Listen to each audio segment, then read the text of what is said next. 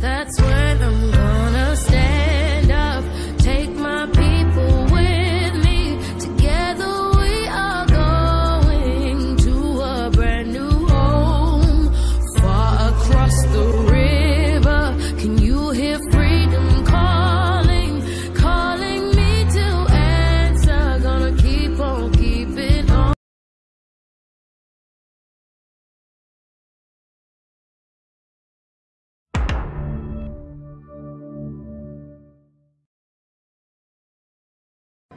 O caminho entre os direitos das mulheres e as lutas para a igualdade das minorias em geral estiveram sempre entrelaçados. Na época do Brasil colônia, de 1500 a 1822, pouco foi conquistado. Vivia-se uma cultura enraizada de repressão às minorias, desigualdade e de patriarcado. As mulheres eram propriedade de seus pais, maridos, irmãos ou qualquer que fossem os chefes da família. Nesse período, a luta das mulheres era focada em algumas carências extremamente significativas à época: direito à vida política, educação, direito ao divórcio e livre acesso ao mercado de trabalho. Durante o Império, 1822 a 1889, passou a ser reconhecido o direito à educação da mulher, área em que seria consagrada a nossa floresta. Fundadora da primeira escola para meninas no Brasil e grande ativista pela emancipação feminina. Até então, não havia uma proibição de fato à interação das mulheres na vida política, visto que não eram nem mesmo reconhecidas como possuidoras de direitos pelos constituintes. Reivindicar condições dignas de trabalho e direitos trabalhistas está na origem da luta das mulheres. A partir da Revolução Industrial nos séculos 18 e 19, elas passaram a trabalhar fora de casa, em fábricas, sujeitas a jornadas de trabalho de até 15 horas diárias, salários baixos e maus tratos. Junto a movimentos operários, as mulheres organizaram os protestos em países da Europa e nos Estados Unidos. A primeira celebração de um Dia Nacional da Mulher aconteceu na esteira das reivindicações trabalhistas. Em maio de 1908, cerca de 1,5 das mil mulheres organizaram uma manifestação por igualdade nos Estados Unidos. No início dos anos 1900, se seguiram greves da indústria têxtil, principal empregadora das operárias na época. Do período, duas datas se destacam e tiveram grande contribuição para as conquistas profissionais femininas e para a criação do 8 de março. Em 25 de março de 1911, uma fábrica têxtil de Nova York sofreu um incêndio e cerca de 130 operárias morreram carbonizadas. Em 8 de março de 1917, 90 mil operárias participaram do protesto Pão e Paz na Rússia. Agora a gente vai falar um pouquinho nas mulheres pela educação.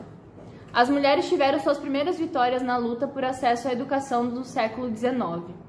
Em 1837, passou a ser permitida a entrada de mulheres em universidades nos Estados Unidos. Na Europa, o acesso à educação se popularizou após a Primeira Guerra Mundial. No Brasil, as meninas Em 8 de março de 1917, 90 mil operárias participaram do protesto Pão e Paz na Rússia. Agora a gente vai falar um pouquinho nas mulheres pela educação. As mulheres tiveram suas primeiras vitórias na luta por acesso à educação do século XIX. Em 1837, passou a ser permitida a entrada de mulheres em universidades nos Estados Unidos. Na Europa, o acesso à educação se popularizou após a Primeira Guerra Mundial. No Brasil, as meninas conquistaram o direito de estudar além do primário, que no caso é o atual ensino fundamental 1, em 1827.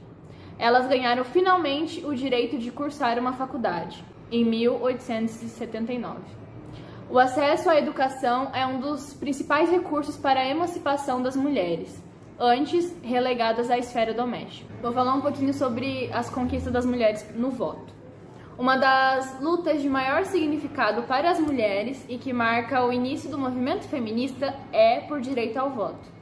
A organização feminina em prol do direito de se manifestarem politicamente ocorreu de forma quase simultânea na Europa e nos Estados Unidos.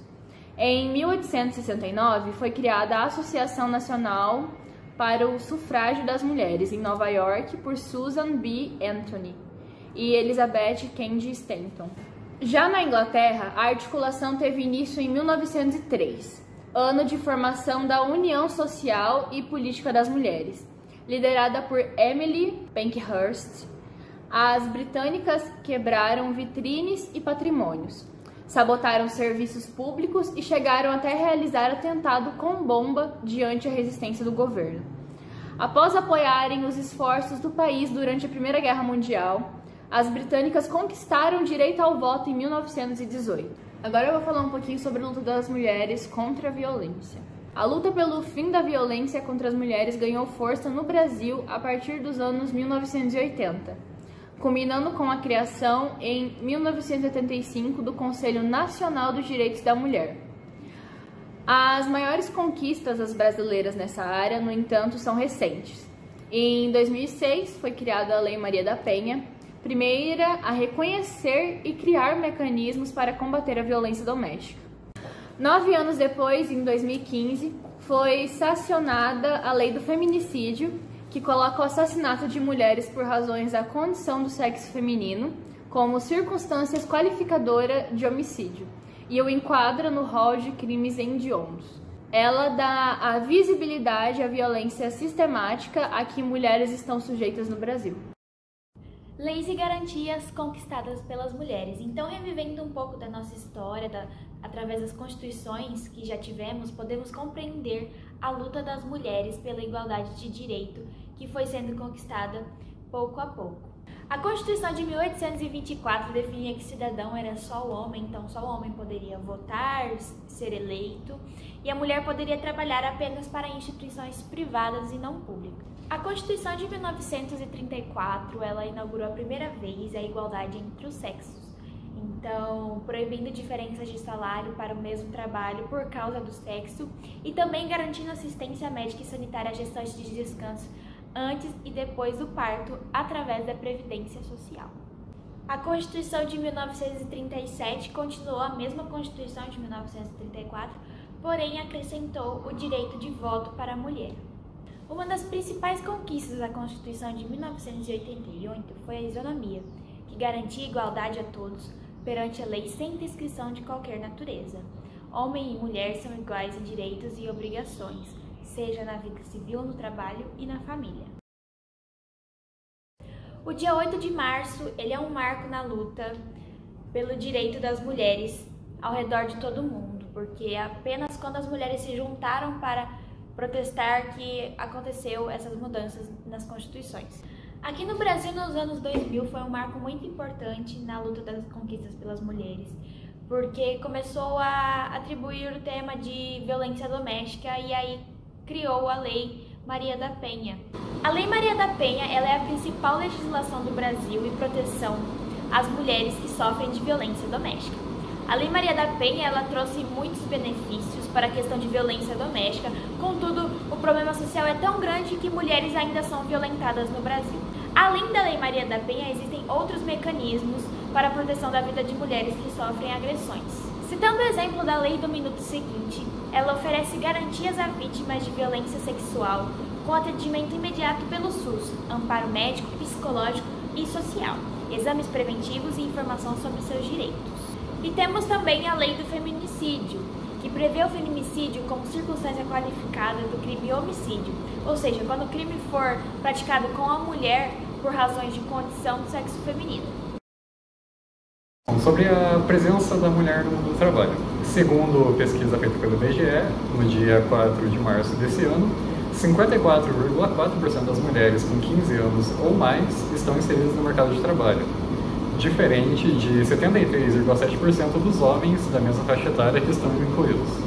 Um fator contribuinte para esse número é a presença de crianças menores de 3 anos em casa, em que essas mulheres, sendo entre 25 e 49 anos, há uma ocupação de 54,6% dessa presença de crianças em casa. Outro fator que influencia nesse número é a dedicação aos afazeres domésticos, sendo as mulheres tendo 21,4 horas semanais desses afazeres e os homens metade, sendo 11 horas semanais. Um obstáculo natural enfrentado pelas mulheres é a TPM, o que causa não só problemas físicos, como também problemas de comportamento. Sobre a diferença salarial entre homens e mulheres. Na mesma pesquisa realizada pelo IBGE esse ano, a média de diferença salarial se dá entre 77,7% do salário total dos homens com o valor do salário das mulheres. Em cargos mais altos como diretores e gerentes, esse valor cai ainda mais para 61,9%. Um fator que surpreende por não influenciar nesse número é a questão da educação, sendo que 37,1% das mulheres não possuem um ensino médio completo, contra 40,4% dos homens na faixa etária de 25 anos. Mitos e estereótipos de gênero que devemos desconstruir. Bom, estereótipos de gênero é tipo de preconceito entre os gêneros homem e mulher, na qual atribui características que ambos possuem para ter funções sociais que desempenham ou deveriam desempenhar. Por exemplo, toda mulher nasceu para ser mãe. Apesar de sempre ter existido mulheres que não querem ser mães, vem sendo cada vez mais discutida nos últimos anos. Então nós temos que idealizar que nem todas as mulheres querem ser mães. Algumas falam que é uma vontade passageira, que a decisão ainda é vista como descrédito. Mas à medida que as mulheres optam por não ter filhos, essa possibilidade de vida vem com muita quantidade. Daqui a uns 20, 30 anos isso vai ser normalizado. Uma frase muito marcante também, um mito muito desnecessário é: o que você veste define quem você é. Muitas pessoas tentam justificar vítimas de estupro, vítimas de violência doméstica, perguntando em que roupa você estava utilizando, sendo que na verdade não. Muitas mulheres são abusadas até mesmo dentro do seu trabalho, onde elas estão de terno, bem vestidas, e não tem nada a ver com a roupa que ela está usando. Após as grandes guerras mundiais, intensificou-se a entrada de mulheres no mercado de trabalho, em diversas razões e movimentos mundiais. Ao longo da nossa história, as mulheres encontraram muitos obstáculos naturais e simbólicos para entrar no mercado de trabalho, dado que a sociedade adotava uma postura rígida e muito preconceituosa no que tange às atividades atribuídas às mulheres. Para entender o porquê é importante nós termos uma sociedade com inclusão e alteridade, nós devemos entender primeiramente o que esses termos significam. Alteridade é a prática de você reconhecer que o outro é diferente, se colocar no lugar dele, respeitar e não haver um preconceito contra o meio ou outro diferente. Inclusão social é uma luta contra a exclusão de pessoas diferentes no meio. Então, é interessante nós termos uma sociedade com alteridade e com uma inclusão social, já que desse jeito nós vamos compreender cada pessoa, o que ela pensa, o que ela sente, e assim vamos ter um desenvolvimento melhor em nossa sociedade, tendo cada um incluso nela, sem nenhum preconceito.